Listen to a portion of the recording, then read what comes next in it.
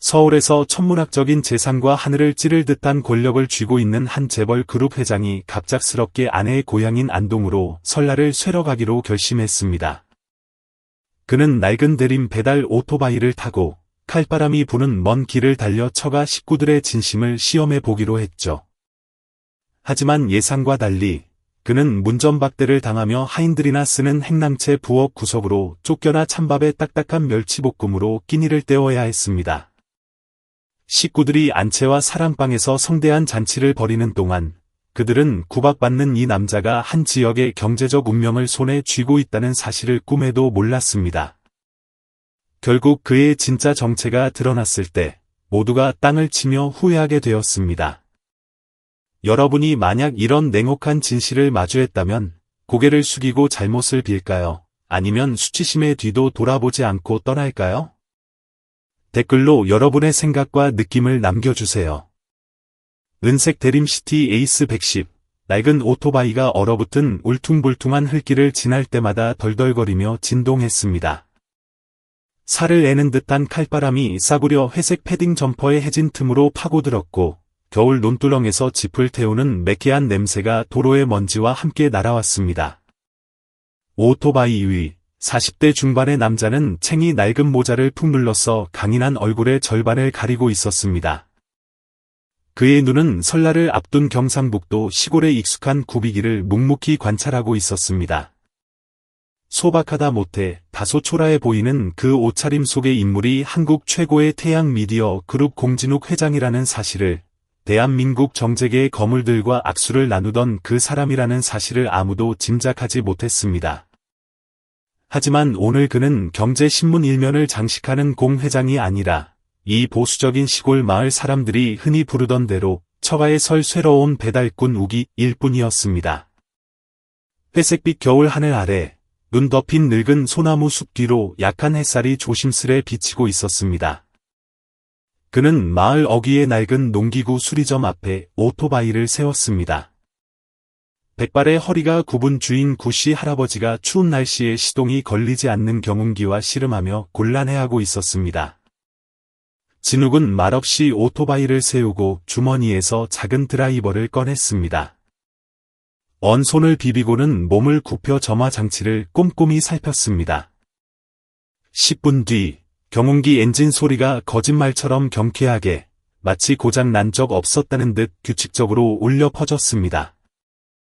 할아버지는 듬성듬성한 이를 드러내며 웃고는 그의 어깨를 두드렸습니다. 서울에서 온 기술자 양반인가? 솜씨가 대단하구먼. 젊은이 진욱은 그저 웃으며 표준어지만 겸손하고 부드러운 말투로 답했습니다. 아닙니다, 어르신.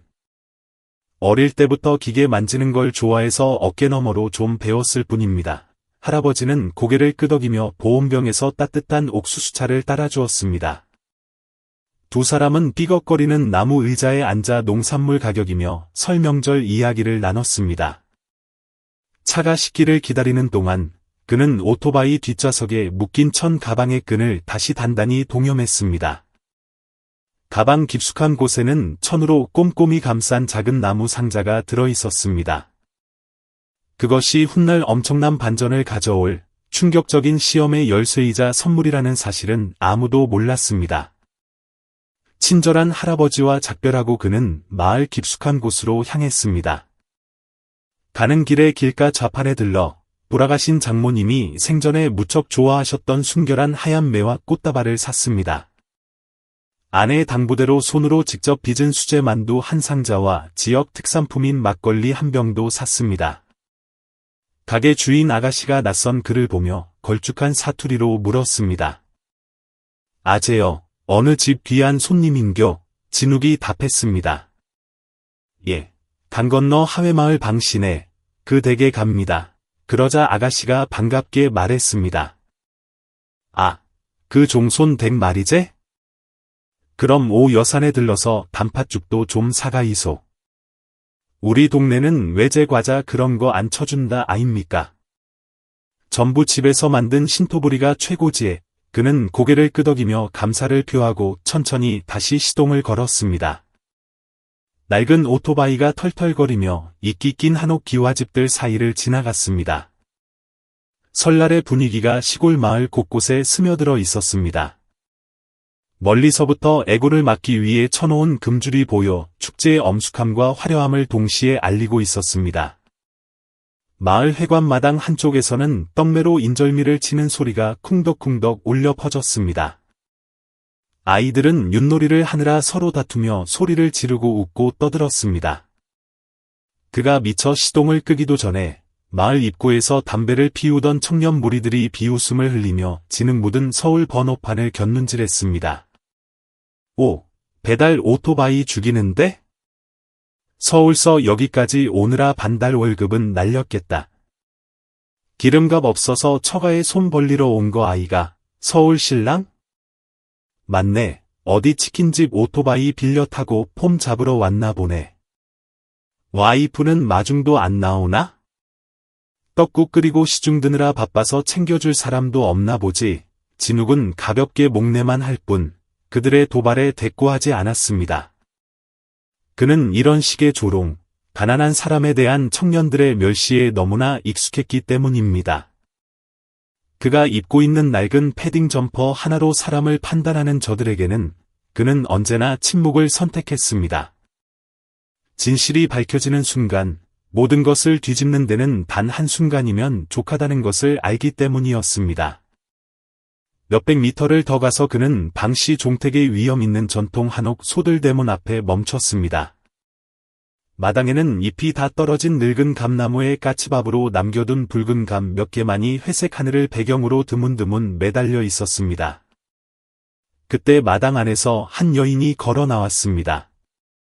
키가 크고 값비싼 개량 한복을 입었지만 표정은 심술궂고 목소리는 쩌렁쩌렁 권위가 넘치는 종부, 심 여사였습니다. 아이고, 이게 무슨 꼴이고? 감히 처가에 설 쇠로 온다면서 그 모양으로 낯짝을 들이미나? 다혜는 어디 갔노? 내가 그런 가난뱅이 들이지 말라고 우리 같은 뼈대 있는 집안에 들이지 말라고 했건만 진욱이 담담하게 대답했습니다. 예, 제가 오토바이 타고 왔습니다. 아내 임다혜는 숙모님이 부엌일을 시키셔서 못 나온다는 문자를 이미 보낸 상태였습니다. 심 여사는 그를 머리끝부터 발끝까지 훑어보며 경멸 섞인 투로 턱을 치켜들었습니다. 그다 떨어진 패딩 쪼가리가 설빔이라도 되나 보지?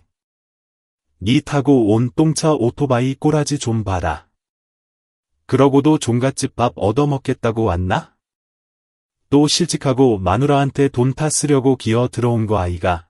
마당에 나와 있던 친척들도 거들었습니다. 플라스틱 의자에 앉거나 팔짱을 낀 채 재미있는 연극이라도 보듯 구경했습니다. 그들의 얼굴에는 불쾌감, 심지어는 숨기지 않은 경멸이 역력했습니다. 한 아이가 오토바이 근처로 다가가려 하자 엄마가 황급히 낚아챘습니다. 가까이 가지 마라. 우리랑 노는 급이 다른 사람이다. 저렇게 가난하고 못 배운 티 내면서 살면 안 된다. 진욱은 여전히 아무 대꾸 없이 가방을 땅에 내려놓았습니다. 손에는 하얀 매와 꽃다발이 단단히 들려 있었습니다. 찬바람에 옷자락이 펄럭이며 드러난 그의 손목은 까맣게 그을려 있었습니다. 그것은 빈둥거린 흔적이 아니라 치열한 현장 답사와 고생의 흔적이었지만 아무도 몰라봤습니다. 부엌에서 차례상 준비를 하던 다혜는 휴대폰 알림음에 문자를 확인했습니다. 도착했어. 지금 마당에서 숙모님께 인사드리고 있어. 난 괜찮으니 걱정 마. 다혜의 가슴이 미어지는 듯했습니다. 그녀는 가문 사람들의 허세와 체면, 치레를 누구보다 잘 알고 있었습니다. 유교적 전통을 내세우며 집안 배경과 지위를 저울질하는 그들이었습니다. 남편이 약속대로 조용히 왔다는 건 알지만 그 침묵이 100마디 욕설보다 더 아프게 다가왔습니다. 부엌에서는 향냄새가 은은하게 퍼졌지만 마당에서는 비웃음과 배달꾼 사위에 대한 수군거림이 섞여 들려왔습니다. 하지만 진욱의 마음속에는 돌아가신 어머니의 옛말씀이 떠올랐습니다. 얘야, 사람을 시험하는 건 그들의 본성을 까발려 통쾌해지기 위함이 아니다. 폭풍우가 몰아칠 때 누가 진정 내 곁에 앉을 자격이 있는 사람인지 알기 위해서란다. 그는 가방을 들고 처마 밑에서 허락을 기다리며 서 있었습니다. 아이들은 여전히 마당을 뛰어다니며 제기차기를 하고 있었습니다. 한 여자아이가 쭈뼛거며 다가와 큰 눈으로 그를 바라보다 수줍게 웃었습니다. 아저씨, 사탕 있어요. 진욱은 몸을 굽혀 눈매를 부드럽게 풀고 주머니에서 작은 초코파이 하나를 꺼내 건넸습니다. 동장군이 다시 기승을 부리며 마른 나뭇가지들을 흔들었습니다. 가장 초라하고 고독한 모습으로 서 있는 이 남자, 남들과는 전혀 다른 설날을 맞이할 준비를 하고 있었습니다. 친척들이 모두 그를 낯선 이방인, 가문의 오점처럼 바라보는 그곳에서 말이죠. 섣달금음 오후, 마을 골목은 설 준비를 하러 오가는 사람들로 분주했습니다. 방씨 종택의 검은 기와 지붕도 말끔하게 청소되어 있었습니다. 햇볕에 말린 굴비 두rum이 처마 밑에 주렁주렁 매달려 바삭하고 고소한 바다 냄새를 풍겼습니다. 대나무 숲을 지난 서늘한 바람이 종손인 방 어른의 집마당으로 불어왔습니다. 그곳은 가문의 여러 분파들이 모두 모여 섣달금음 저녁 식사를 준비하는 가장 북적이는 곳이었습니다. 하얀 식탁보가 깔린 긴 나무상 위에는 화려한 음식이 차려져 있었습니다. 윤기가 흐르는 갈색빛 갈비찜, 바삭하게 튀겨낸 각종 전들이 탑처럼 가지런히 쌓여 있었습니다. 김치와 오색 나물은 오래된 청자 그릇에 담겨 나왔습니다. 대나무 찜기에서는 속이 꽉 찬 만두가 얇은 피 사이로 고기 속을 드러내며 뜨거운 김을 내뿜고 있었습니다. 진욱은 오토바이를 가장 구석진 곳에 세우고 조심스레 받침대를 세운 뒤 모자를 벗어 마당에 있는 사람들에게 90도로 허리 숙여 인사했습니다. 돌아오는 눈빛들이 차갑거나 노골적으로 불쾌해했지만 그는 여전히 침착하고 예에 발랐습니다. 예, 진욱입니다. 이제 도착했습니다. 종손 어르신, 종부님, 그리고 형님 누님들께 인사 올립니다. 그의 인사는 마치 절벽에 부딪히듯 허공에 흩어졌습니다. 방 어른은 건성으로 고개만 까딱하고는 시선을 훑더니 금세 고개를 돌려버렸습니다. 마치 가난한 조카 사위와는 말조차 섞기 싫다는 듯했습니다. 다의 사촌 동생이자 독설가인 소라는 밥상을 나르다 말고 그를 날카롭게 쏘아보더니 옆 친구에게 진욱이 들으라는 듯 큰 소리로 속삭였습니다. 서울 산다면서 처가에 차 한 대 못 끌고 오나? 옷 입은 꼬라지는 동네 치킨 배달부 같네. 저런 사람은 부엌 바닥에서 밥 먹는 게 딱 어울리지 않니? 그때 다혜가 부침개 가루가 묻은 한복 소매를 걷어붙이며 안채에서 나왔습니다. 근심 가득한 얼굴로 남편을 찾던 그녀는 모욕을 견디고 평온하게 서 있는 진욱을 발견하고는 반가움과 안쓰러움이 교차하는 눈빛을 보냈습니다. 그녀가 달려가려 하자 심여사에 찢어질 듯 날카로운 목소리가 군중 속을 갈랐습니다. 어이, 거기 마루는 귀한 손님이나 집안 어른들 앉는 자리야. 네 같은 게 감히 어딜 올라와서 자리를 더럽히나. 순식간에 정적이 흘렀습니다. 다혜는 얼어붙은 듯 멈춰 섰습니다. 마루 끝밤석을 당기려던 진욱은 손을 멈추고 옅은 미소를 지었습니다. 괜찮습니다, 숙모님. 가족들과 함께 설을 보낼 수만 있다면 어디든 상관없습니다. 심여사는 찬물을 끼얹듯 독설을 퍼부었습니다. 어디든 상관없으면 저기 아궁이 앞 부엌 바닥에나 가서 앉아라. 하인들 쓰던 작은 상에 찬밥 좀 있으니 그거 먹어. 네 분수를 알고 먹어야지. 여기 왔다고 귀한 손님 대접받을 생각 마라. 다혜가 울음을 터뜨리며 항변하려 하자 마루에 있던 방 어른이 걸어 나왔습니다. 그의 목소리는 낮고 느렸으며 가부장적인 권위가 가득했습니다. 출가의는 지압이 집안 법도를 따르는 법이라지만 처가에 왔으면 어른 말씀을 거역하면 안 되지. 예의를 지키고 위아래 질서를 알아야 한다. 옆에 있던 고모가 다혜의 팔을 잡아 끌어 주저앉혔습니다. 다혜는 입술을 깨물어 피가 맺힐 정도였지만 눈물만 글썽일 뿐 감히 대들지 못했습니다. 지금 나서면 남편 단속 못하는 되먹지 못한 년이라며 천한 것을 데려와 수백 년 종가 물을 흐린다는 비난이 쏟아질 게 뻔했기 때문입니다. 진욱은 원망 한마디 없이 누구도 쳐다보지 않고 다시 정중히 고개 숙여 인사한 뒤 부엌 쪽으로 발걸음을 옮겼습니다.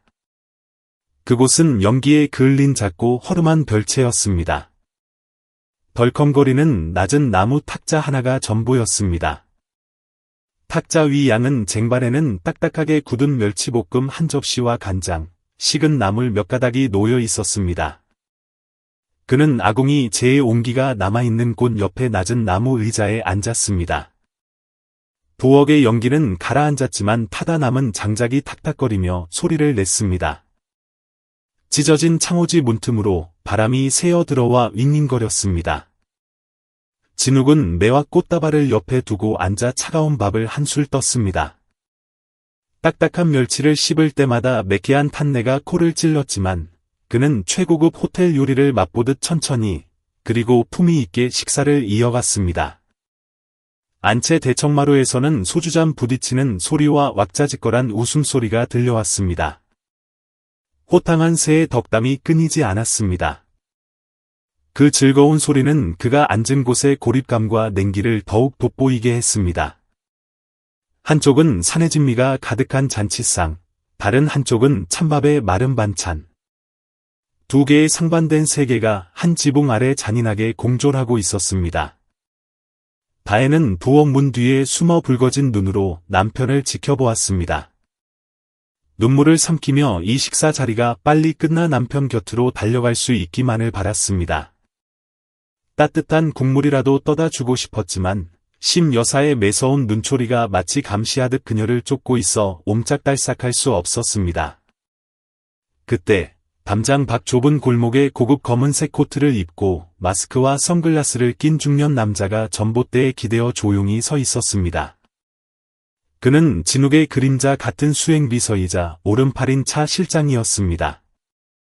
서울에서부터 남몰래 그를 호위하며 따라온 것이었죠. 그는 말없이 안채에서 흘러나오는 모욕적인 언사와 행동 하나하나를 빠짐없이 기억에 새겼습니다. 다른 이유는 없었습니다. 회장님이 말씀하셨기 때문입니다. 누가 내게 진심인지, 누가 가식적인지 알고 싶네. 진욱 앞에 아궁이 불꽃이 타오르며 그의 침착한 얼굴을 비췄습니다. 그는 씨어 빠진 김치 한 조각을 더 집어 입에 넣었습니다. 분노도 원망도 없었습니다. 그저 대한민국 경제를 움직이는 거물 중 한 명이 허름한 부엌 구석에서 홀로 밥을 먹고 있을 뿐이었습니다. 뼛속까지 파고드는 겨울 추위보다 사람 사이의 냉대가 더 춥게 느껴지는 섣달금은 밤이었습니다. 초승달이 은실처럼 가늘게 기와 지붕 위에 걸렸습니다. 밤은 깊어 계곡 물소리와 마른 풀벌레 소리가 들릴 정도로 고요해졌습니다. 멀리서 아이들이 터뜨리는 폭죽 소리가 간간히 들려왔습니다. 설 밑의 공기는 늘 그렇듯 익숙한 냄새를 품고 있었습니다. 참기름 냄새, 짙은 향 냄새, 그리고 송편찌는 소립 향기. 이 모든 것이 섞여 한국의 시골에서 자란 사람이라면 잊을 수 없는 향수를 자아냈습니다. 진욱은 뒷마당 툇마루에 앉아 얇은 외투를 어깨에 걸치고 있었습니다. 그의 옆에는 손때 묻은 낡은 짙은 갈색 나무 상자가 놓여 있었습니다. 천천히 상자 뚜껑을 열자 차가운 달빛을 받아 금빛으로 빛나는 메다리 모습을 드러냈습니다. 대한민국 기업인 대상, 공진욱, 대통령 수여. 묵직하고 권위 있는 글자가 양각으로 새겨져 있었습니다. 진욱은 그 훈장을 자랑스러움보다는 산전수전 다 겪은 사람의 차분한 눈빛으로 바라보았습니다. 차가운 금속 표면을 쓰다듬은 그는 다시 붉은 비단천으로 감싸 상자에 넣었습니다. 이것은 그가 서울에서 챙겨온 유일한 물건이었습니다. 과시하기 위함이 아니라 이 수모를 감내하며 이곳에 온 이유를 스스로 상기하기 위함이었습니다. 진욱은 잠시 눈을 감고 한숨을 내쉬었습니다. 하루 종일 겪은 일들이 주마등처럼 스쳐 지나갔습니다. 경멸 어린 시선, 복설, 그리고 부엌 구석의 찬밥 신세. 하지만 무엇보다 가슴 아픈 건 이 명문가라는 집안에서 유일하게 그를 등지지 않은 아내, 다혜의 슬픈 눈망울이었습니다. 드르륵, 문이 열리고 다혜가 조심스레 나왔습니다. 하얀 버선을 신고 얇은 카디건을 걸친 그녀의 손에는 입에 싼 작은 찹쌀떡이 들려 있었습니다. 그녀는 남편 옆에 앉아 한참을 말없이 있다가 거친 진욱의 손바닥 위에 떡을 조심스레 올려놓았습니다. 아침에 직접 빚은 건데 이제야 주네. 어릴 때 엄마도 아빠랑 싸우시면 몰래 떡을 갖다 주시곤 했어. 이렇게밖에 못 해줘서 미안해. 진욱은 옅은 미소를 지었습니다. 떡을 바로 먹지 않고 소중한 위로를 받듯 손에 쥐었습니다. 난 아무도 원망 안 해. 사람마다 세상을 보는 방식이 다른 법이니까. 부자라고 해서 꼭 좋은 옷, 좋은 차로 티를 내야 하는 건 아니잖아. 이번에 내가 내려온 건 대접받으려던 게 아니라 폭풍우 속에서도 나와 같은 밥상에 앉아줄 사람이 누구인지 가족이라는 이름 뒤에 숨은 진짜 마음을 보고 싶어서였어. 다혜는 고개를 숙였고 뜨거운 눈물이 한복 위로 떨어졌습니다. 미안해, 여보. 우리만 사랑하면 된다고 생각했는데 내가 틀렸어. 난 불효녀고 남편 명예 하나 못 지키는 못난 아내야. 그녀는 흐느꼈지만 소리가 새어나가지 않도록 입술을 꽉 깨물었습니다. 진욱은 그녀의 손을 꼭 잡으며 온기를 전했습니다. 그런 말 마. 아무도 혼자서 집안 전체와 싸울 순 없어. 남의 고향에 왔으니 내가 좀 손해보는 게 맞지. 난 당신이 중간에서 힘들까봐 그게 걱정이야. 어느새 어둠 속 마당 한 구석에 방 어른이 서 있었습니다. 긴 담뱃대를 들고 있었지만 불 붙이는 것도 잊은 채였습니다. 낮에 그 서슬퍼런 눈빛 대신 복잡한 심경이 담긴 표정이었습니다. 부부의 진심 어린 대화가 토시 하나 빠짐없이 그의 귀에 들어왔습니다. 누구 들으라고 한 말이 아니라 서로의 속내를 털어놓는 말들이었습니다. 다혜가 퉁퉁 부은 눈을 들었습니다. 오빠, 내일 우리 그냥 KTX 타고 서울 가버리자. 오빠가 거지 취급당하는 거 더는 못 보겠어. 난 무시당하는 거 익숙하지만 오빠는 아니잖아. 진욱은 한참 동안 침묵하더니 사당 쪽으로 쏟아지는 달빛을 바라보며 말했습니다. 내일 나 혼자 일찍 올라갈게. 배웅은 필요 없어. 이것만 기억해줘. 난 당신한테 화난 거 없고 처음 만났을 때처럼 여전히 당신을 사랑해. 다혜는 남편의 깊은 배려와 인내심에 결국 소리내어 울음을 터뜨렸습니다.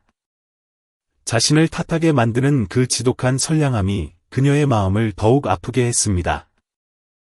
늙은 소나무 숲으로 바람이 지나갔습니다.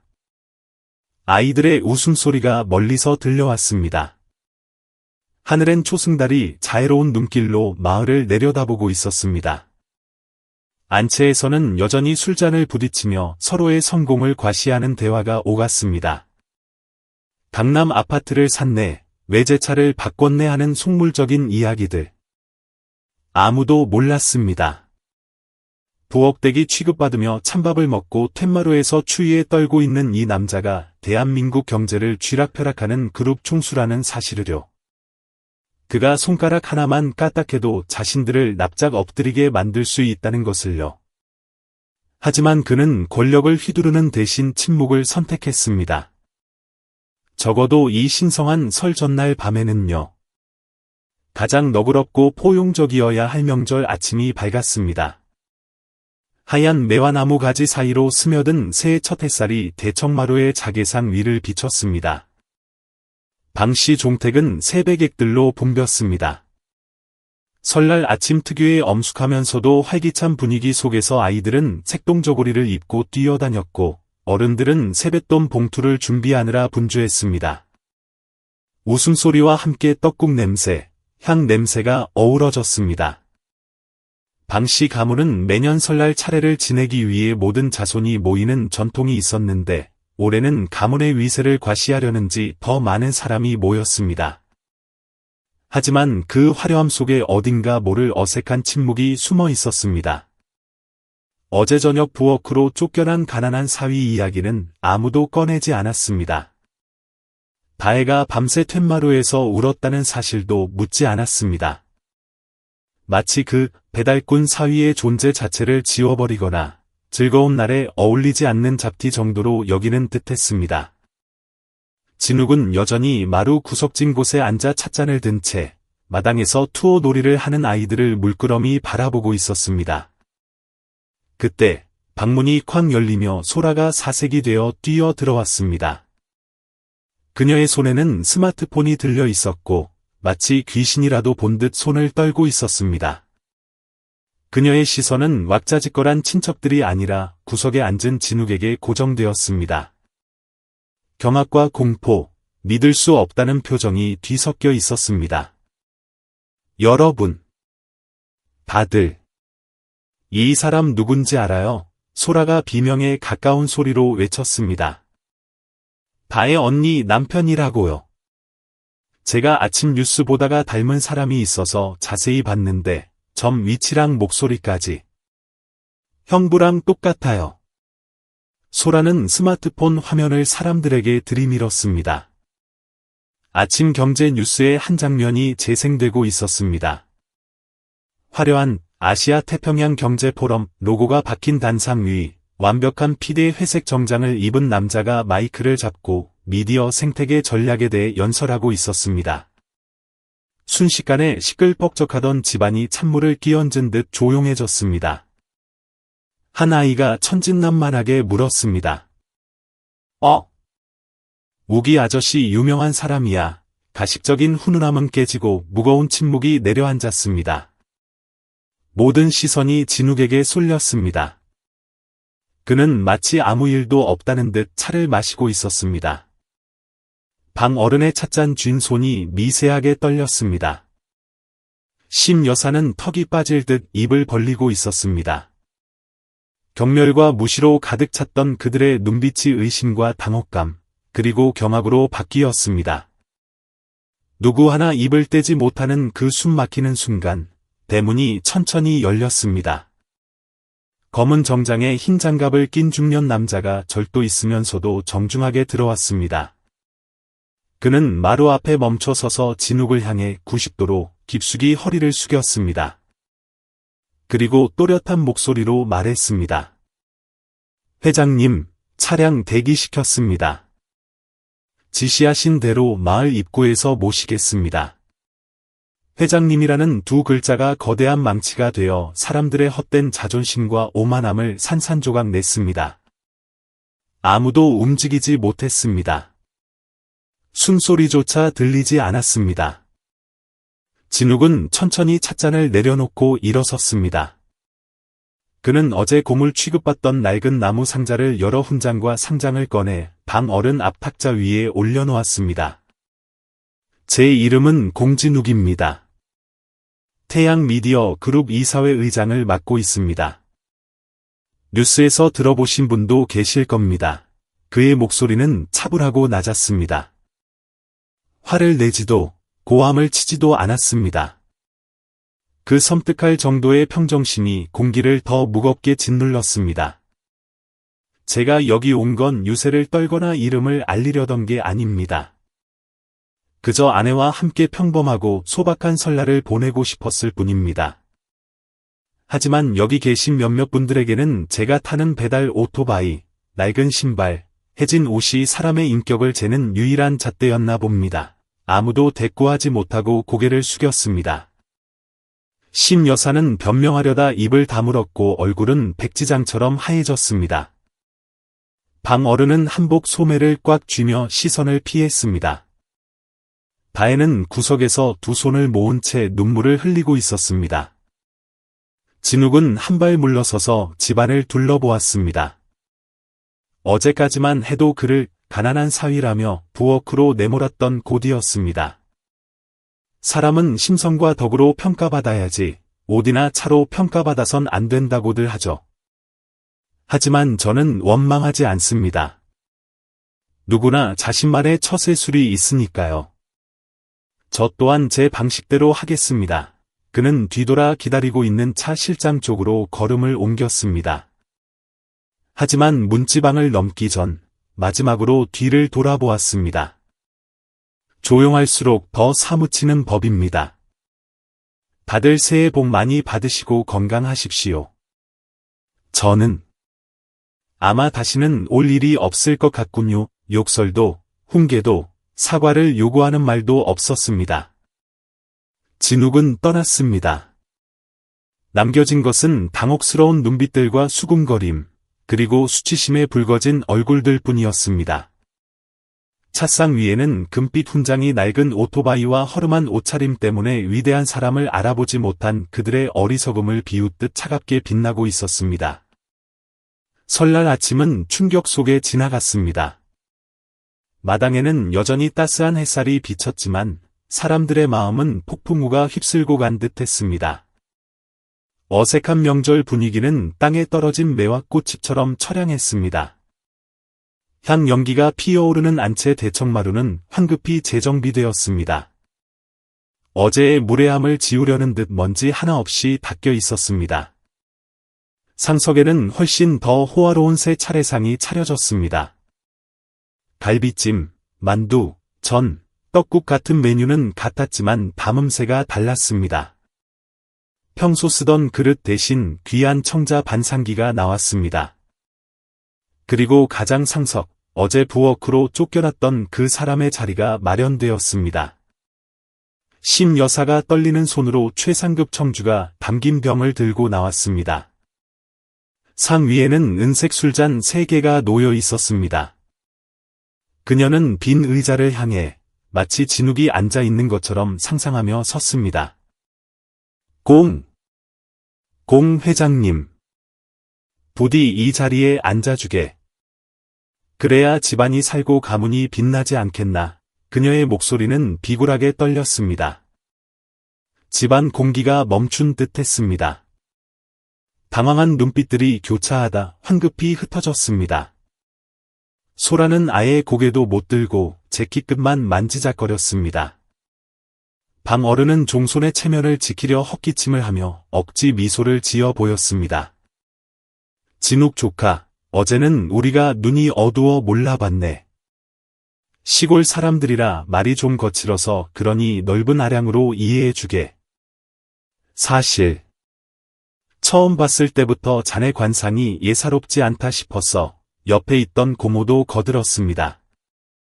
맞아. 눈빛이 살아있는 게 큰일 할 사람인 줄 알았다니까. 만약 진욱이 거기 있었다면 그저 조용히 지켜보며 대꾸하지 않았을 겁니다. 눈앞에 가식적인 밥상과 굽실거리는 친척들을 보며 상처보다는 씁쓸한 연민을 느꼈을 테지요. 심 여사가 허공을 향해 술을 따르며 잔을 올리는 신용을 했습니다. 오늘 설날을 맞아 제가 집안을 대표해 한 잔 올립니다. 우리 식구가 되신 걸 환영합니다. 그녀는 진욱이 잔을 받는 상상을 했습니다. 그때 손이 너무 떨려 술병을 놓치고 말았습니다. 쨍그랑. 귀한 청주가 쏟아져 갈비찜 접시와 자수식탁보를 적셨습니다. 심 여사는 기겁하며 비단 한복 치마로 엎질러진 술을 닦아내며 허공에 대고 빌었습니다. 아이고, 내가 늙어서 주책이야. 죄송합니다, 회장님. 정말 결례를 범했습니다. 아무도 웃지 못했습니다. 탓하는 사람도 없었습니다. 공기는 숨막힐 듯 무겁고 끈적했습니다. 사람들은 얼룩진 식탁보를 보며 어제 차가운 부엌 바닥에 놓여있던 까만 멸치볶음 접시를 떠올렸습니다. 잔인한 대조였습니다. 그때 소라가 기어들어가는 목소리로 말했습니다. 진욱 형부. 죄송해요. 제가 눈이 삐었었어요. 형네 회사 인턴이었는데 지금은 인사팀 계약직 주제에 감히 회장님께. 그녀는 목이 메어 말을 잇지 못했습니다. 진욱이 들었다면 아마 탓하기보다 조용히 고개를 끄덕여 주었을 겁니다. 말로 하는 사과보다 스스로 깨닫는 것이 중요하니까요. 방 어른은 뒷짐을 지고 상 주위를 돌았습니다. 그는 짐짓 음식을 살피는 척하며 체면을 세우려 했습니다. 재주도 있고 참을성도 있는 그런 사람은 요즘 드물어. 우리 가문에 그런 사위가 들어온 건 천운이야. 식탁에 둘러앉은 사람들이 합창하듯 고개를 끄덕였습니다. 마당 구석의 노인들은 안타까움과 자책 섞인 눈빛을 보냈습니다. 한 노인이 옆 사람에게 중얼거렸습니다. 옛날에 나도 찢어지게 가난할 때 저런 취급 당했지. 내가 뭐 대단한 사람인 게 안 밝혀져서 다행이야. 안 그랬음 저 꼴 날 뻔했어. 씁쓸한 웃음이 터지다 말았습니다. 어제까지만 해도 쓰레기 취급하며 쫓아냈던 사람의 빈 의자에 대고 아부하는 꼴이라니 누구도 진심으로 웃을 수 없었습니다. 설날 점심은 기묘한 분위기 속에서 진행되었습니다. 차갑지도 따뜻하지도 않은 찝찝한 공기가 감돌았습니다. 대화는 온통 우기가 옛날에 얼마나 똑똑했는지 예의가 발랐는지에 대한 찬양 일색이었습니다. 결혼식 때 악수해보니 손길이 부드러운 게 딱 귀티가 나더라니까. 바에가 전생에 나라를 구했지. 사람들은 기억을 조작하며 자신들이 인정하지 않았던 과거를 미화하기 바빴습니다. 식사가 끝날 무렵 만약 진욱이 진짜로 일어섰다면 사람들은 바짓가랑이라도 잡았을 겁니다. 회장님, 더 놀다 가세요. 갈비탕 아직 안 드셨잖아요. 하지만 현실은 소름 끼치는 침묵뿐이었습니다. 진욱이 낡은 운동화를 끌고 마당을 가로지르던 뒷모습이 사람들의 뇌리에 박제되어 있었습니다. 화려한 밥상을 지나 멸치 접시가 놓인 부엌을 지나 감나무 아래를 걸어 나가던 그 모습. 후회와 자책, 뒤늦은 깨달음의 시선들이 그 길을 따라갔습니다. 마당에 한 노인이 수염을 쓸어내리며 혼잣말했습니다.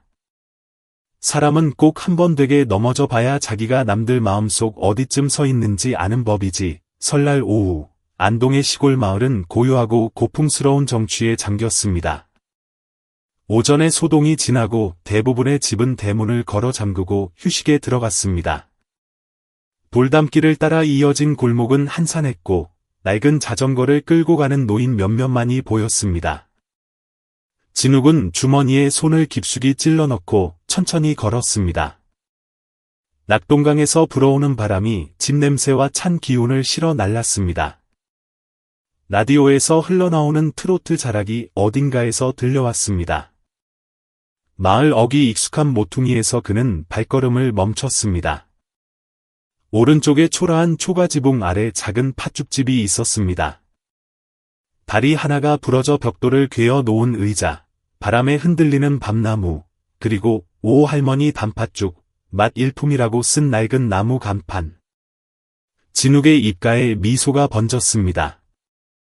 이곳은 변함없이 평온했습니다.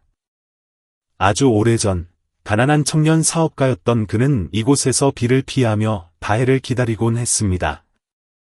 주머니엔 붕어빵 2개와 팥죽 2그릇 살 돈밖에 없었던 시절이었습니다. 우기 총각 아이가 가게 안에서 익숙하고 따뜻한 목소리가 들렸습니다. 백발의 오 할머니가 행주지를 멈추고 그를 바라보았습니다. 주름진 눈이 가늘어졌지만 곧 반가움으로 빛났습니다. 네, 할머니 저 맞아요. 저 기억하세요. 할머니가 활짝 웃었습니다. 아이고, 섣달 눈보라 치던 날 다해 기다린다고 쫄딱 젖어서 오들오들 떨던 그 총각을 내가 어찌 잊나. 나한테 10,000원짜리 한 장 쥐어주면서 다혜한텐 비밀로 해달라던 그 순정남을. 난 또 도둑인 줄 알았다니께. 두 사람은 마주보고 호탕하게 웃었습니다. 할머니는 그에게 시원하고 달콤한 식혜 한 잔을 건넸습니다. 처가에 설 쇠러 왔나 보네. 진욱은 고개를 끄덕이며 주위를 둘러보았습니다. 모든 게 그대로였습니다. 가마솥에서 김을 내뿜는 걸쭉한 단팥죽 냄새가 마음을 녹였습니다. 그는 포장을 부탁했습니다. 할머니, 하나 싸주세요. 아내한테 할머니 손맛 보여주고 싶어서요. 할머니가 말했습니다. 근데 총각, 요즘 아주 잘 나간다며? 시장 생선 장수가 인터넷에서 총각 사진 봤다 하더라. 양복 쫙 빼입고 말도 번지르르하게 잘한다던데 진욱은 겸손하게 웃을 뿐이었습니다. 언젠가 밝혀지겠지만 지금 이 순간만큼은 오 할머니와의 추억이 그 어떤 명성보다 소중했습니다. 그때 뒤에서 큰 소리가 들렸습니다. 우기 형. 우기 형님. 20대 초반에 앳된 청년이 낡은 배달 오토바이를 급하게 세웠습니다. 택배 회사 로고가 박힌 조끼를 입은 그는 헬멧을 벗으며 숨을 몰아쉬었습니다. 진욱은 눈을 가늘게 뜨고 그를 바라보았습니다. 대호? 너 대호 맞지? 네, 접니다. 와, 형님 진짜 제 이름 기억하시네요. 이 청년은 과거 터미널에서 복권을 팔던 꼬질꼬질한 소년이었습니다. 진욱은 예전에 그에게 책을 사보라며 큰돈을 쥐어주었었죠. 형님 오셨단 소문 듣고 한참 찾았습니다. 아침에 누가 형님이 회장님이라길래 안 믿었는데 진짜였네요. 형님이 옛날에 저 공부하라고 돈 주신 거. 대호의 목소리가 떨렸습니다. 그는 주머니에서 누렇게 바랜 성적표를 꺼내 보였습니다. 저 이거 부적처럼 들고 다닙니다. 감사합니다. 정말 감사합니다. 진욱은 성적표를 보며 가슴 뭉클한 감동을 느꼈습니다. 그는 안주머니에서 고급스러운 금방 무늬가 있는 붉은 봉투를 꺼내 꽤 두둑한 현금을 넣어 대호의 손에 쥐어주었습니다. 받아라, 새해 복돈이다. 책도 사고 기술 배우는 데 써. 돈은 없어도 되지만 꿈과 의지가 없으면 안 된다. 대호는 허리를 90도로 굽혀 인사했습니다. 형님, 은혜 절대 안 잊겠습니다. 할머니와 대호가 자리를 비운 사이 진욱은 밤나무 아래 앉아 있었습니다. 흙길에서 고무줄놀이를 하는 아이들을 보며 그는 자신의 가난했던 어린 시절을 떠올렸습니다. 하지만 그가 성공할 수 있었던 건 야망 때문만이 아니었습니다.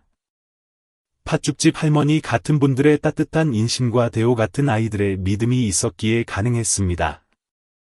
진욱은 나무에 기대어 눈을 감았습니다. 비로소 마음이 편안해졌습니다. 비난도 조롱도 없는 이곳에는 오직 고향의 바람과 달콤한 팥죽, 그리고 봄 햇살 같은 따스함만이 있었습니다. 설날 저녁, 축제 분위기가 가라앉을 무렵 방 어른 댁 사랑방은 다른 의미로 분주했습니다. 한과와 연꽃차를 내왔지만 아무도 손대지 않았습니다. 공기는 폭풍전야처럼 무겁고 긴장감이 감돌았습니다. 방 어른은 담배 연기를 내뿜으며 계산적인 눈빛을 번뜩였습니다. 옆에 앉은 심 여사는 손바닥을 두드리며 뭔가를 셈하고 있었고 방 어른의 동생인 식아재는 누가 엿들을까봐 연신 문 밖을 살폈습니다. 어떻게든 욱 서방을 잡아야 해. 아니면 당장 연락이라도 취해봐. 방 어른이 탁자를 내리치자 찻잔이 흔들렸습니다. 우리 막내 녀석, 그쪽 대기업에 취직 한 자리만 부탁하면 인생 피는 거 아니냐. 심 여사도 맞장구를 쳤습니다. 그러며 서울 회장님이라는데 권력이며 돈이며 얼마나 많겠어요? 우리가 친척인데 덕 좀 못 보면 바보지. 식아재도 거들었습니다. 내 아들 놈뿐이겠어? 셋째 처형내 민지도 백수인데 태양그룹 부산지사 홍보팀에라도 꽂아달라 하면 되지. 사람들은 제각기 욕심을 드러내며 떠들었습니다. 시장 생선 가게 리모델링 자금을 빌리자느니 냉동 탑차 살 돈이 부족하다느니 모든 대화의 중심은 공진욱이었습니다. 불과 48시간 전만 해도 빈대, 무식한 놈이라 욕하던 그들이 이제는 세상에서 가장 깍듯한 호칭을 써가며 그를 칭송하고 있었습니다. 어떤 이는 뻔뻔하게 농담까지 했습니다. 우리가 그렇게 구박했는데도 밥 먹고 술 받은 거 보면 욱 서방도 우릴 꽤나 어렵게 생각하는 거야. 사람이 착해서 그렇지, 안 그랬음 벌써 상 업고 나갔지. 심 여사는 가식적인 웃음을 흘렸습니다. 아이고, 우리가 그때 장난으로 자극 좀 준 거 가지고 뭘. 재벌인 줄 알았나? 이제 알았으니 잘못이면 콩고물이라도 떨어지겠지. 그때 누군가 의견을 냈습니다. 다혜가 마누라니까 옆구리 찔러서 말 좀 잘 해달라 해. 다혜가 입 다물고 있으면 옥서방이 처가 사정을 어찌 알겠어. 순간 모든 시선이 구석에 앉은 다혜에게 쏠렸습니다. 그녀는 보라색 치맛자락을 구겨질 정도로 꽉 쥐고 있었습니다. 무표정했지만 눈 속에서는 분노가 이글거리고 있었습니다. 한참 만에 그녀가 입을 열었습니다. 작고 단호한 목소리였습니다. 그 사람이 배달 오토바이 타고 왔을 때, 부엌에서 찬밥 먹을 때, 다들 욕하고 무시하더니 왜 그때는 우리 식구라고 안 했어요? 이제 회장님인 거 아니까 귀한 사위, 제부 소리가 술술 나오나요? 사람들은 당황하여 웅성거렸습니다. 심 여사가 황급히 수습하려 했습니다. 예, 가족끼리 돕고 사는 거지 뭘 그렇게 따지니. 다혜가 벌떡 일어났습니다. 더 이상 저를 이용해 그 사람 등골 빼먹을 생각 마세요. 그 사람은 이미 충분히 모욕당했어요. 식 아재가 얼굴을 붉히며 소리쳤습니다. 너 지금 친척들을 뭘로 보고 그따위 소리야. 다혜는 지지 않고 노려보았습니다. 처음부터 가족으로 존중했다면 금메달 보고 나서야 좋은 사람이라고 할 필요도 없었겠죠. 그녀는 뒤돌아 나갔습니다. 방 안에는 숨막히는 정적이 흘렀습니다. 위선과 탐욕을 정통으로 찔린 침묵이었습니다. 심 여사는 고개를 숙였고 방 어른은 떨리는 손으로 담배를 다시 피워 물었습니다. 바람 소리만 윙윙거리는 마당에는 그들이 놓쳐버린 기회와 뒤늦은 후회만이 맴돌고 있었습니다. 밖에는 떡지는 냄새와 찬바람이 뒤섞여 불었습니다. 달빛은 진욱이 앉았던 차가운 도리자를 비추고 있었습니다. 사람들은 본능적으로 알았습니다. 진심을 얻을 기회, 인생 역전의 기회를 영영 놓쳐버렸다는 것을요. 이튿날 밤, 마을은 고요했습니다. 귀뚜라미 소리만 들리는 한적한 밤, 진욱은 기둥에 기대앉아 마당을 바라보고 있었습니다. 회색 카디건 하나로는 밤 공기를 막기 역부족이었지만 그는 개의치 않았습니다. 내일 새벽 일찍 갈게. 그의 말은 덤덤했지만 다혜는 옆에 앉아 울음을 삼키다 겨우 입을 열었습니다. 미안해. 오빠가 받은 대접 때문만이 아니라 내가 너무 비겁해서 미안해. 오빠가 얼마나 훌륭한 사람인지 알면서도 나서서 막아주지 못했어. 진욱은 미소 지으며 고개를 저었습니다. 당신은 할 만큼 했어. 난 칭찬받으러 온 게 아니라 날 것 그대로의 진실을 보러 온 거야. 그는 주머니에서 종이 한 장을 꺼내 다혜에게 주었습니다. 서울행 KTX 승차권이었습니다. 그런데 예매 날짜가 그가 이곳에 오기 3일 전이었습니다. 즉, 그는 처음부터 오래 머물 생각이 없었던 것입니다. 다혜가 울먹였습니다. 처음부터 알았던 거야. 진욱이 답했습니다. 알았다기보다 예감했지. 대구 터미널에서 복권 팔던 시절, 가난하다고 무시당하던 그 느낌을 난 잘 아니까. 편견이란 건 모양만 바뀔 뿐 반복되거든. 다혜는 그의 어깨에 기대어 소리 없이 울었습니다. 그냥 오빠랑 평범하게 살고 싶었는데. 난 너무 무력해. 진욱이 그녀의 손을 잡았습니다. 약한 건 죄가 아니야, 다혜야. 진짜 죄는 소중한 사람이 부당한 대우를 받는데도 내 편하자고 눈 감는 거지. 두 사람 위로 소립스치는 소리만 들렸습니다. 그때 인기척이 났습니다. 소라였습니다. 손에 신문지로 싼 작은 보따리를 들고 눈이 퉁퉁 부은 채 서 있었습니다. 형부. 잠깐 얘기 좀 할 수 있을까요? 진욱이 고개를 끄덕이자 소라가 다가와 보따리를 내밀었습니다. 오 할머니가 형부한테 전해달라신 단팥죽이에요. 형부 이거 좋아하신다고 진욱은 따뜻한 죽을 받아들고 고개를 끄덕였습니다. 소라가 울먹이며 말했습니다. 제가 잘못했어요. 형부 가난하다고 비꼬고 겉모습만 보고 무시했던 거. 사람 가치가 돈이나 거치장에 있는 게 아닌데 제가 너무 어리석었어요. 그녀는 무릎을 꿇고 이마가 땅에 닿도록 큰 절을 올렸습니다. 눈물이 바닥을 적셨습니다. 저같이 못나고 속물 같은 동생을 용서해 주세요. 정말 후회하고 있어요. 진욱은 화내지 않고 슬픈 눈으로 그녀를 바라보았습니다. 시험해봐야 알 수 있는 선이라면 그 가치가 얼마나 되겠니? 하지만 잘못을 알고 고개 숙일 줄 아는 용기는 죄 없이 오만한 것보다 훨씬 귀하단다. 소라는 눈물 범벅이 된 얼굴을 들지 못했습니다. 다혜는 남편의 손을 꽉 잡았습니다. 그가 용서와 화해를 선택했음을 알았습니다. 그때 골목에서 슬리퍼 끄는 소리가 났습니다. 팥죽집 오 할머니였습니다. 손에 보자기 하나를 들고 오셨습니다. 우기 총각, 내가 귀한 집에 들어가긴 좀 그렇고. 고맙단 말 하러 왔어. 우리 대호한테 자전거 주고 공부시켜줘서 걔가 사람 구실한다 아이가. 내 평생 은인이야. 진욱이 급히 일어나 인사했습니다. 별 말씀을요. 부담 갖지 마세요. 할머니가 웃으며 말했습니다. 부자라고 다 마음이 넉넉한 건 아닌데 자네는 참 귀한 사람이야. 할머니는 보자기를 쥐어주고 돌아섰습니다.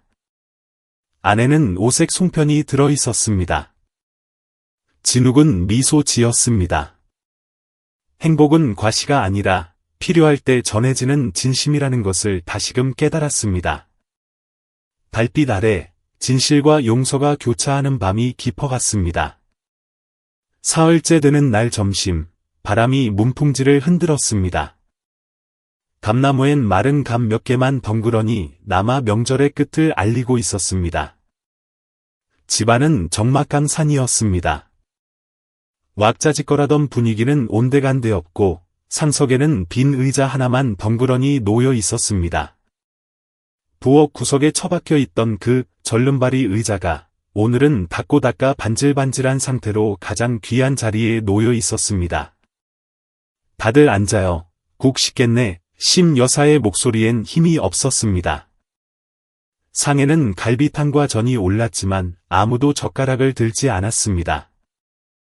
식아재는 한숨만 쉬었고 소라는 고개를 푹 숙이고 있었습니다. 진욱이 떠난 후 소라는 넋 나간 사람 같았습니다. 그 빈 의자가 공포스럽게 느껴졌습니다. 엊그제 찬밥 먹일 땐 아무렇지도 않더니 심 여사가 울먹였습니다. 저 빈 의자를 보니까 가슴이 꽉 막혀서 밥이 안 넘어가네. 방 어른이 수저를 내려놓고 일어섰습니다. 며칠 밤을 설쳤어. 우리가 쫓아낼 때도 그 친구는 깍듯하게 인사했지. 이제 와서 보니 그 빈자리가 얼마나 큰지 뼈저리게 느껴지는구먼. 심 여사가 눈물을 훔쳤습니다. 내가 미쳤지. 애들한테 붕어빵 사줄 때 돈 아낄 줄 모른다고 타박이나 하고. 정작 가진 거 다 퍼주는 사람한테 인색하게 굴었어. 시계 초침 소리만 크게 들렸습니다. 소라가 벌떡 일어나 뒷마당으로 뛰쳐나갔습니다. 장독대 뒤에 숨어 참았던 눈물을 터뜨렸습니다. 방 어른이 중얼거렸습니다. 내가 늙어 노망이 났지. 욱서방은 훈계하러 온 게 아니라 가족 밥 한 끼 먹으러 온 건데 내가 속물같이 굴었어. 누군가 물었습니다. 욱서방이 우릴 용서할까요? 아무도 대답하지 못했습니다. 그 질문은 모두의 양심을 찌르는 것이었습니다. 잠시 후 소라가 돌아와 구석에서 휴대폰을 꺼냈습니다. 떨리는 손으로 이메일을 썼습니다. 제목, 진욱 형부께 죄송합니다. 화려한 미사 여구 없이 오타가 섞인 진심 어린 사과문이었습니다. 빈 의자는 그들의 비양심을 비추는 거울 같았습니다. 점심 식사는 침묵 속에 끝났지만 방씨 집안 사람들의 참회는 이제 막 시작된 셈이었습니다. 설 연휴가 끝난 서울 마포구의 한 고시원. 소라의 방은 비좁고 초라했습니다. 책상 위에는 낡은 취업 서류철이 놓여 있었고 그녀는 식은 컵라면을 둔 채 멍하니 휴대폰만 바라보고 있었습니다. 형부에게 보낸 메일은 답장이 없었습니다. 기대도 안 했지만 마음은 쓰렸습니다. 그때 띠링. 메일 알림음이 울렸습니다. 소라는 화들짝 놀라 확인했습니다. 면접 제안, 태양그룹 회장 비서실. 발신인은 차도연 비서실장이었습니다. 내용은 간결했습니다. 방소라 님. 인사팀의 제안과 공진욱 회장님의 재가로 재면접 기회를 드립니다. 금요일 오전 8시 30분. 여의도 본사 추신에는 이렇게 적혀 있었습니다. 채용 확정이 아니며 드물게 주어지는 기회임을 명심하십시오. 소라는 눈을 비비며 다시 읽었습니다. 손이 떨렸습니다. 믿기지 않는 기회였습니다. 그녀는 옷장에서 오래된 검은 정장을 꺼내 정성스레 다림질했습니다. 결과가 어떻든 가야 했습니다. 그것이 자신의 과오를 씻고 미래를 잡을 유일한 길이었으니까요. 금요일 아침, 소라는 웅장한 태양그룹 본사 앞에 섰습니다. 한때 이곳에서 일하는 꿈을 꾸었지만 자신의 오만함으로 날려버렸던 곳. 경비원이 그녀를 의심스레 쳐다보다 명단을 확인하고는 퉁명스레 안내했습니다. 3번 회의실로 가세요. 해고당한 사람이 다시 면접이라니 별일이네. 소라는 수치심을 억누르며 복도를 걸었습니다. 3번 회의실 앞에서 차도연 실장이 기다리고 있었습니다. 공 회장님은 개인적인 면접을 보지 않으십니다. 원칙입니다.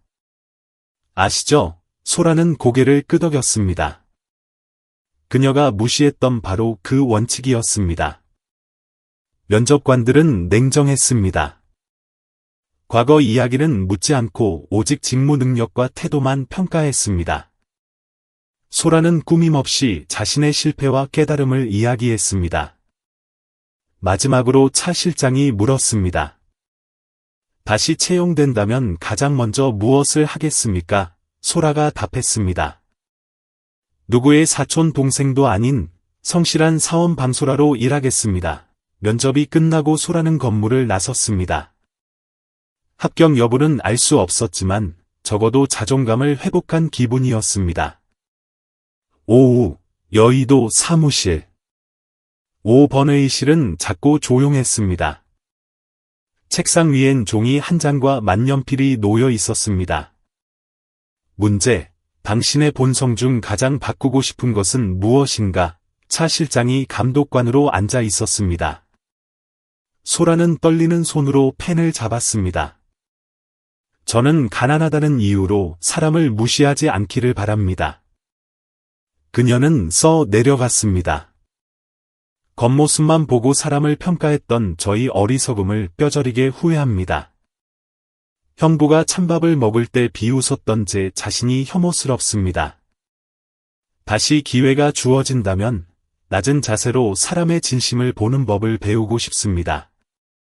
만약 하늘이 다시 기회를 준다면 내 마음의 본성을 바꾸고 싶습니다. 겸손하게 사는 법, 고개 숙이는 법을 배우고 지갑의 두께나 차로 사람을 판단하지 않고 진심으로 대하는 법을 배우고 싶습니다. 저는 오만함 때문에 첫 번째 기회를 잃었습니다. 이제는 동정이나 특혜를 바라지 않습니다. 그저 가장 작은 일부터 저 자신을 고쳐나갈 작은 기회라도 주어지길 바랄 뿐입니다. 소라는 종이를 제출했습니다.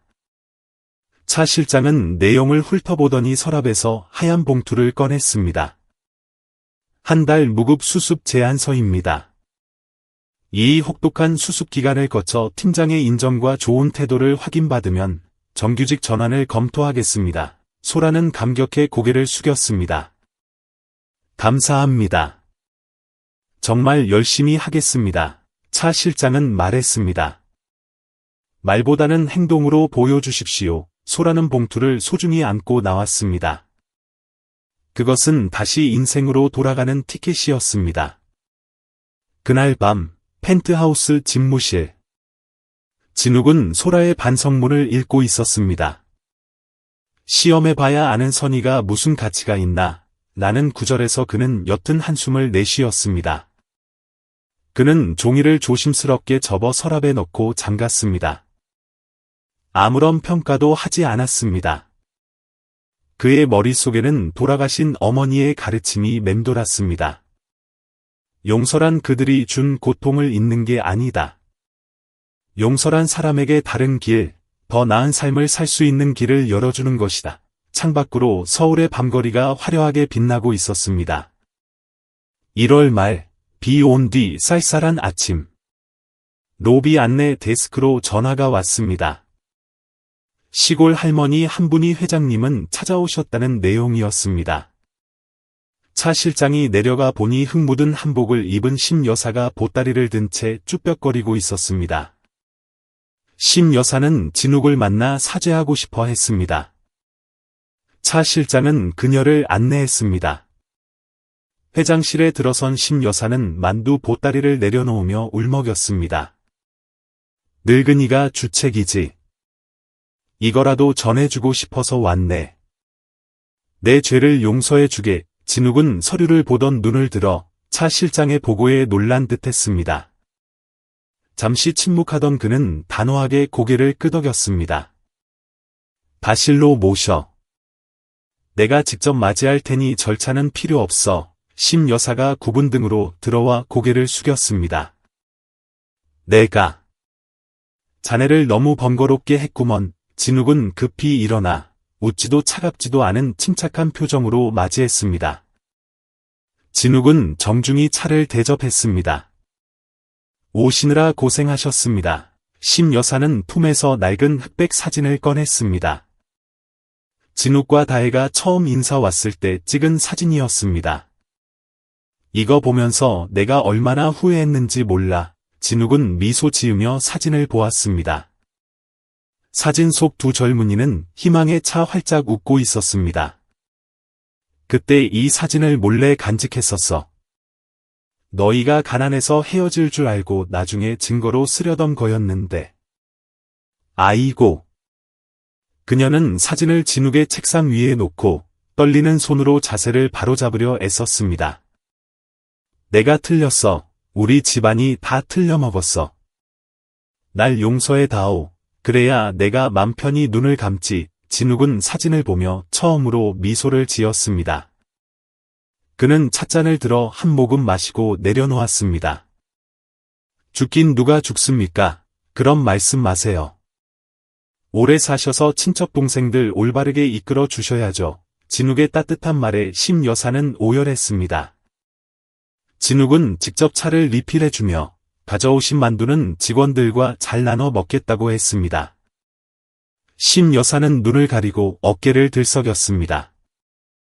감동 때문인지 창문을 통해 들어오는 햇살 때문인지 알 수 없었지만 그녀의 흐릿한 눈에는 눈물이 그렁그렁했습니다. 심 여사가 돌아가는 길, 진욱은 창가에서 그녀를 배웅했습니다. 책상 위에는 액자에 넣은 옛 사진과 만두가 놓여 있었습니다. 소박하지만 가장 확실한 화해의 증거였습니다. 월요일 아침, 태양그룹의 긴급 공지가 떴습니다. 전 직원 대강당 집합. 수습 한 달을 채운 소라는 긴장된 마음으로 참석했습니다. 회의실은 밝은 LED 조명으로 빛났고 타원형 테이블에는 물과 자료가 정돈되어 있었습니다. 임원들은 엄숙하게 앉아 있었습니다. 단상 중앙에는 마이크 하나가 놓여 있었습니다. 진욱이 들어오자 장내는 술렁였습니다. 설 연휴 이후 처음으로 전 직원 앞에 모습을 드러낸 것이었습니다. 네이비색 정장을 입은 그는 여전히 깊은 눈빛으로 사람들을 바라보았습니다. 진욱이 단상에 올랐습니다. 그는 소라의 반성문을 꺼내 읽기 시작했습니다. 저는 인격이 바닥인 사람이었습니다. 장래는 숙연해졌습니다. 진욱이 물었습니다. 여러분이라면 자신을 모욕한 사람을 용서하시겠습니까? 그는 종이를 접었습니다. 방 안은 바늘 떨어지는 소리가 들릴 만큼 조용했습니다. 소라는 고개를 숙이고 있었지만 도망치지 않았습니다. 진욱은 그녀를 바라보았습니다. 저는 업무 능력을 묻지 않습니다. 능력은 키울 수 있으니까요. 오직 인격에 대해 묻습니다. 여러분이라면 자신을 모욕하고 찬밥을 먹게 한 사람을 용서할 수 있습니까? 소라는 마른 침을 삼키고 용기를 내어 고개를 들었습니다. 저라면 용서하겠습니다. 제가 바로 그런 사람이었으니까요. 용서받지 못했다면 전 여기 없었을 겁니다. 진욱은 미소 지으며 말했습니다. 좋습니다. 오늘부터 방소라 씨는 정식 사원입니다. 박수가 터져 나왔습니다. 화려한 형식은 없었습니다. 진욱은 그녀에게 다가가 벨벳 상자를 열었습니다. 새 사원증과 지역 사회 프로젝트 보좌관 방소라라고 새겨진 금색 명찰이 들어 있었습니다. 소라는 떨리는 손으로 받았습니다. 진욱의 눈빛은 거만함 없이 평온했습니다. 소라는 이것이 동정이 아니라 한 달간의 노력과 진심 어린 속죄에 대한 정당한 대가임을 알았습니다. 회의 후 진욱은 소라를 따로 불렀습니다. 그는 어머니의 유품인 은목걸이를 주었습니다. 마음심, 자가 새겨진 목걸이였습니다. 이걸 부적 삼아 늘 마음을 다스리렴. 용서는 강한 사람만이 할 수 있는 거란다. 소라는 어쩔 줄 몰라하며 목걸이를 받았습니다. 눈물이 바닥으로 떨어졌습니다. 감사합니다. 저를 용서해 주셔서가 아니라 다시 사람이 되는 법을 가르쳐 주셔서 감사합니다. 진욱은 말없이 문을 열어주며 돌아가서 일을 잘하라는 신호를 보냈습니다. 어느 봄날 일요일, 안동 마을 다방이 시끄러웠습니다. 신문에 대문짝만하게 실린 진욱의 기사 때문이었습니다. 공진욱 회장, 농촌 살리기 프로젝트 주도. 이웃집 수 아저씨가 굵은 손가락으로 신문 일면의 사진을 가리키며 말했습니다. 이 사람 낯이 익지 않나? 그것은 가장 권위 있는 일간지였습니다. 굵은 헤드라인이 눈에 들어왔습니다. 공진욱, 농촌형 미디어 네트워크를 구축한 선구적 기업가.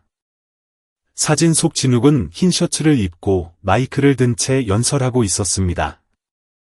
설날에 구박받던 그 배달꾼이 신문 일면을 장식하자 마을 사람들은 경악했습니다. 방 어른은 신문을 사들고 조용히 집으로 갔습니다. 사진빨이 뭐 그리 잘 받지도 않구먼. 그래도 중앙 일간지에 대문짝만하게 실리다니 이게 무슨 일이여? 다들 자세히 봐서 수 아저씨가 확인하듯 묻고는 신문을 보물처럼 주머니에 챙겼습니다. 인터넷 찌라시가 아니야. 진짜 종이 신문이라고. 다른 농부가 머리를 극적이며 웃었습니다. 큰일 났네. 설날에 내가 실업자라고 욕했는데.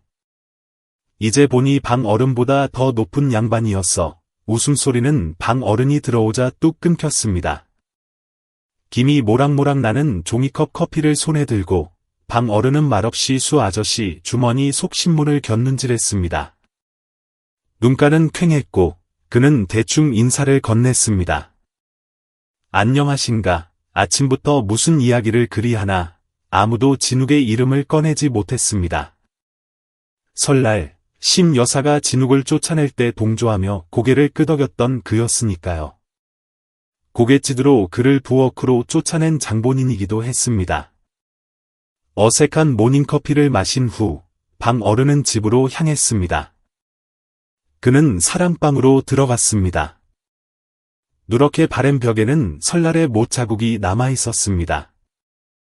바로 그 자리에서 그는 차를 마시며 진욱에게 손가락질하며 말했었죠. 자네 같은 가난뱅이는 우리 종손 밥상에 앉을 자격이 없네. 사랑방에서 그는 기사를 읽고 또 읽었습니다. 가난할 때 무시당하지 않는 세상을 만들고 싶는 인터뷰 글과에 가슴이 먹먹해졌습니다. 그는 갑옷처럼 여기던 서의 액자를 떼어내고 그 자리에 신문을 붙였습니다. 기사는 고아로 복권을 팔던 소년이 미디어 거물이 되기까지의 여정을 다루고 있었습니다. 진욱이 만든 자선 프로그램은 전국 40개 도시로 퍼져나가 수천 명의 일자리를 만들었습니다. 방 어른은 목이 메었습니다. 진욱의 인터뷰 내용이 가슴을 쳤습니다. 성공했을 때 존경받기보다는 가난할 때 무시당하지 않기를 바랐습니다. 방 어른은 신문을 접고 테이프를 찾았습니다. 잠시 후 백발의 방 어른이 의자 위에 위태롭게 서서 신문을 벽에 붙이고 있었습니다. 설날에 갑오서해를 걸었던 가장 중요한 자리였습니다. 심 여사가 부엌에서 나와 그 모습을 보고 긴 한숨을 내쉬었습니다. 영감, 그걸 그렇게 높이 붙여서 조상님 신주단지라도 대신하려우. 방 어른은 돌아보지도 않고 바람처럼 말했습니다. 대신하는 게 아니야. 그냥 저걸 보며 늙은 내 자신에게 사람이 비단옷 입었다고다가 아니라는 걸 상기시키려는 거지. 이는 가문의 자랑이 아니라 스스로에 대한 경계로 삼기 위함이었습니다. 소라는 이 기사를 코팅해 마을 회관에도 걸었습니다. 사람들의 시선이 존경으로 바뀌었습니다. 진욱이 신문에 났다는 소문은 바람처럼 안동 전체로 퍼졌습니다. 그때 너무 심하게 굴지 말걸. 우리 마을에 투자라도 하면 콩고물이라도 떨어질 텐데 아쉬워하는 사람도 있었고 부자니까 낡은 사당 좀 고쳐주려나 추측하는 사람도 있었습니다. 하지만 진욱은 침묵했습니다. 설명은 필요 없었습니다. 행동이 모든 것을 말해주니까요. 하지만 솔직히 말해서 늦봄의 오후 햇살이 꿀처럼 쏟아졌습니다. 어젯밤 비에 젖은 어린 잎들을 말려주었지만 덥지는 않았습니다. 늦봄 검은 세단이 마을에 들어왔습니다. 진욱이었습니다. 이번에는 배달 오토바이가 아니었습니다. 그는 당당하지만 겸손하게 어른들께 인사했습니다. 뒷좌석에서 내린 사람은 진욱이었지만 분위기는 완전히 달랐습니다. 가난한 신랑의 모습은 온데간데 없었습니다. 그는 심플한 흰 셔츠에 짙은 남색 바지를 입었고 화려한 시계나 장신구는 없었습니다. 하지만 침착하고 자신감 넘치는 눈빛, 고든 자세, 가슴에 손을 얹고 정중히 인사하는 태도에서 품격이 흘러넘쳤습니다. 마치 한 번도 거절당한 적 없는 사위처럼요. 마을 사람들과 친척들의 시선이 그에게 쏠렸습니다. 수군거림도 비웃음도 없었습니다. 오직 긴 침묵과 존경, 그리고 두려움이 섞인 시선뿐이었습니다. 그것은 감추고 싶은 죄책감을 마주한 사람들의 눈빛이었습니다. 부엌에 있던 심 여사는 고무장갑을 낀 채 나오다 진욱을 보고 얼굴이 환해졌습니다. 진욱이 그녀에게 가장 먼저 정중하게 고개 숙여 인사했기 때문입니다. 할머니와 가족들 뵙러 왔습니다. 그녀는 황급히 장갑을 벗고 앞치마에 손을 닦으며 마중 나가려 했지만 진욱이 더 빨랐습니다. 그는 다가와 정중하게 인사했습니다. 따뜻하고 진심 어린 목소리에 주변 사람들의 등줄기가 펴졌습니다. 더 이상 그를 낡은 잣대로 보는 사람은 없었습니다. 사랑방에 있던 방 어른도 소리를 듣고 비틀거리며 마당으로 나왔습니다. 진욱을 본 그는 멈칫했습니다. 적당한 사과말을 찾고 있거나 말보다 더 깊은 무언가를 고민하는 듯했습니다. 방 어른이 사과하려 하자 진욱은 정중히 막았습니다. 무릎 꿇으실 필요 없습니다. 누구나 실수할 수 있습니다. 중요한 건 그 이후의 도리에 맞게 사는 것이죠. 공기는 감동으로 굳어졌습니다. 소라는 팻마루에서 손수건을 꽉 쥔 채 붉어진 눈으로 이 광경을 지켜보았습니다. 감히 끼어들 수 없는 순간이었습니다. 진욱은 심 여사에게 몸을 돌려 가죽 가방에서 컬러로 인쇄된 건축 설계 도면을 꺼냈습니다. 그는 두 손으로 정중히 건넸습니다. 종택을 개조할 새 설계도입니다. 전문 건축 회사의 의뢰의 전통은 살리고 어르신들이 지내기 편하게 현대식 시설을 조금 넣었습니다. 허락하신다면 시공 비용은 전액 제가 지원하겠습니다. 심 여사는 떨리는 손으로 도면을 받았습니다. 붉은 기와가 얹힌 3D 한옥 조감도에는 늙은 감나무가 그대로 있었고 마당에는 시원한 바람을 맞을 수 있는 나무 데크가 부엌과 연결되어 있었습니다. 심 여사는 감동하여 눈물을 흘렸습니다. 진욱은 사당에 진심은 두 번 다시 오지 않는다는 메모와 함께 절을 올리고 떠났습니다. 지난 설날 진욱의 옷차림을 비웃던 젊은 조카들은 이제 뒷짐을 지고 고개를 숙인 채 감히 그를 쳐다보지도 못했습니다. 다혜가 차주전자를 들고 나와 조용히 남편 곁에 섰습니다. 말없이 곁을 지키는 든든한 버팀목이었습니다. 두 사람의 눈빛이 평온하게 마주쳤습니다. 진욱은 자연스럽게 안채로 올라가 조상님 위패 앞에 상아색 카드를 놓았습니다. 카드에는 금박도 화려한 장식도 없었습니다. 겉면에는 할머님께 올립니다 라고 적혀 있었고 안에는 가족의 정이란 누구에게나 두 번씩 주어지는 기회가 아닙니다 라는 손글씨가 쓰여 있었습니다. 그는 밥도 차도 마시지 않고 처음처럼 정중히 인사한 뒤 차에 올랐습니다. 마을의 낡은 대문은 여전했고 고급 세단은 오래된 붉은 흙길 위를 미끄러지듯 부드럽게 빠져나갔습니다. 하지만 이제 마을의 그 누구도 감히 그것을 배달 오토바이라고 부르지 못했습니다. 남겨진 사람들은 침묵 속에 멀어지는 차를 지켜보았습니다. 그것은 놓쳐버린 재물이 아쉬워서가 아니었습니다. 그들은 깨달았기 때문입니다. 어떤 고결한 사람들은 단 한 번의 귀향만으로도 남은 이들에게 삶을 어떻게 다르게 살아야 하는지, 진정한 선함이 무엇인지에 대한 큰 가르침을 주기에 충분하다는 것을요. 이듬해 섣달금음 오후. 따스한 금빛 햇살이 몇 달 전 새로 깐 붉은 기와 지붕 위로 쏟아졌습니다. 낡고 비바람이 새던 방 어른 댁은 완전히 다시 태어났습니다. 붉은 벽돌 마당은 깔끔하게 다시 깔렸습니다. 처마 앞풀은 감나무는 고풍스러운 멋을 유지하고 있었고 그 주위에는 난초 화분과 분재, 하얀 매화가 정성스럽게 놓여 있었습니다. 앞쪽의 새하얀 벽에는 자심당, 마음에서 우러나오는 집, 이라는 세 글자가 정교하게 새겨진 나무 현판이 걸려 있었습니다. 안채에서는 갈비찜, 떡국, 찐만두 냄새가 어우러져 그윽하게 퍼졌습니다. 친척들은 분주했습니다. 채소를 다듬고 과일을 놓고 마당을 쓸었습니다. 설 분위기가 물씬 풍겼지만 예년과는 사뭇 달랐습니다. 서로 헐뜯거나 피하는 일도 날선 말다툼도 없었습니다. 온 가족이 하나 되어 화목하게 움직였습니다. 아이들은 색동한복을 입고 마당을 뛰놀았습니다. 나무 기둥에 걸린 작은 스피커에서는 경쾌한 설날 노래가 흘러나왔습니다. 깨진 조각들을 다시 맞춰 훌륭하게 복원한 가족의 초상화 같았습니다. 심 여사는 새 등나무 의자에 편안히 앉아 마늘 장아찌 단지를 열고 있었습니다. 대여섯 살부터 9살까지의 조카들이 할머니의 옛날 이야기를 기다리듯 옹기종기 모여 앉았습니다. 작년에 쫓겨난 사위 이야기 기억하는 사람, 아이들은 조용해졌고 한 아이가 용기 내어 말했습니다. 엄마한테 들었는데 진짜예요. 심 여사는 뽀얀 마늘을 단지에 넣으며 웃었습니다. 진짜고 말고. 바로 이 집, 이 식탁에서 있었던 일이야.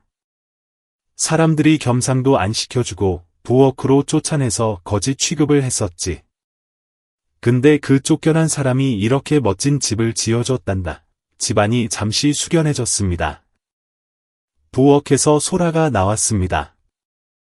예전의 찡그린 얼굴, 요란한 옷차림, 건방진 말투는 온데간데 없었습니다. 수수한 니트에 면바지를 입고 머리를 단정하게 묶은 그녀는 실수를 인정하고 다시 시작할 줄 아는 성숙한 여인이 되어 있었습니다. 할머니 말씀이 맞아. 진욱 이모부 아니었으면 이모는 아직도 사람 존중하는 법을 몰랐을 거야. 그녀는 탁자에 작은 선물 상자를 놓았습니다. 화려하지 않은 포장지 위에는 기억의 조각을 보내며 라는 카드가 붙어 있었습니다. 가족 앨범이었습니다. 소라는 앨범을 펼쳐 가족들에게 보여주었습니다. 첫 페이지는 그 운명적인 설날, 몰래 찍은 사진이었습니다. 어두운 부엌, 희미한 등불 아래 찬밥과 멸치를 앞에 둔 진욱. 그의 눈빛은 기이할 정도로 맑고 침착했습니다. 두 번째 장은 그가 안채 마당에 당당히 서 있던 날의 사진이었습니다. 고개 숙인 사람들의 부끄러운 얼굴들. 그리고 왼쪽 구석, 아직 고개 숙일 줄 모르고 입술을 삐죽거리던 소라의 거만한 얼굴도 있었습니다. 세 번째 장은 가족의 정이란 누구에게나 두 번씩 주어지는 기회가 아닙니다. 라는 문구가 적힌 카드를 확대해 찍은 사진이었습니다. 아무도 말하지 않았습니다. 더 이상의 말은 필요 없었습니다. 그 진실한 사진들은 어떤 훈계보다 강력했습니다. 그것은 지난 1년의 격동, 극적인 변화, 진심 어린 속죄, 그리고 지울 수 없는 마음의 빚을 비추고 있었습니다. 방 어른은 찻잔을 내려놓고 연기가 피어오르는 재단을 바라보았습니다. 진욱의 기사가 코팅되어 재단 한쪽에 자랑스럽게 걸려 있었습니다. 형광등 불빛 아래 소박한 옷차림으로 농부들과 악수하는 진욱의 사진은 인간미가 넘쳤습니다. 한 아이가 순진하게 물었습니다. 그럼 올해 우기 아저씨는 설새로 안 와요? 소라는 늦은 오후의 긴 그림자가 드리움 마당을 내다보았습니다. 아저씨는 해외 출장 때문에 바쁘셔. 그래도 선물은 다 챙겨 보내셔서. 그녀는 주머니에서 은색 USB를 꺼냈습니다. 여기 아저씨가 우리 가족한테 보내는 새해 인사 영상이 들어있어. 내일 아침 다 모이면 같이 보자. 아무도 더 묻지 않았지만 모두가 그 부제의 의미를 이해했습니다. 아직 화가 나서가 아니라 그 슬픈 옛 이야기가 이제 완전히 막을 내렸기 때문이라는 것을요. 그날 밤 차례 준비를 마치고 모두가 섣달금은 저녁 식탁에 둘러앉았습니다. 식탁에는 맛있는 음식이 가득했고 그 중앙에는 작은 액자가 놓여 있었습니다. 진욱과 다혜가 처음 인사 왔을 때 찍은 사진이었습니다. 앳된 얼굴이었지만 사랑에 대한 확신으로 가득 찬 눈빛이었습니다. 심 여사는 유리를 천천히 쓰다듬었습니다. 평생 갚아야 할 은혜를 입은 사람들이 있지. 그저 용서해준 것만으로도 감지덕지야. 제야의 종소리가 멀리서 은은하게 들려왔습니다. 봄이 왔음을 알리는 소리였습니다. 멀리 서울의 불빛이 별처럼 반짝였습니다. 설날은 돌아가는 날이라지만 화려한 불꽃놀이나 비싼 음식 없이도 서로를 기억하는 마음만 있다면 그것만으로도 충분히 따뜻한 설날이 있습니다. 저는 옛날 할머니의 말씀을 기억합니다. 사람의 부유함은 지갑에 있지만 사람의 품격은 마음에 있다. 수많은 세월을 살며 겉모습만으로 사람을 대하는 경우를 숱하게 봐온 지금 그 말씀이 더욱 뼈저리게 다가옵니다. 공진욱 회장의 이야기는 허구일지 모르지만 명품이나 차, 직함 하나의 태도가 돌변하는 세태는 너무나도 쓰라린 현실입니다. 많은 사람이 높은 곳에 오르려 애쓰지만 정작 자신을 낮추어 마음을 들여다보는 법은 잊고 삽니다. 용서는 과거를 잊기 위함이 아니라 스스로에게 더 나은 삶, 더 평온한 삶을 살 기회를 주기 위함입니다. 여러분은 어떠신가요? 어느 설날, 가난한 누군가가 찾아온다면 따뜻한 밥상에 초대하시겠습니까? 아니면 부엌으로 내치시겠습니까? 만약 누군가를 무시하고 상처 입혔다면 잘못을 깨달았을 때 진심으로 고개 숙여 사과할 용기가 있으신가요? 이 이야기에 깊은 울림이 있었다면 댓글을 남겨주세요. 인생에 대해 다시 생각하게 되었다면 숫자 1분을 남겨주세요. 지금 어느 곳에서 이 영상을 보고 계신가요? 지역명을 알려주시면 새해 인사를 나누겠습니다. 이렇게 따뜻하고 감동적인 이야기를 좋아하신다면 구독 버튼을 눌러 다음 감동의 여정도 놓치지 마세요. 세상에는 자꾸 이야기할수록 마음이 가벼워지고 사랑이 커지는 이야기들이 있으니까요.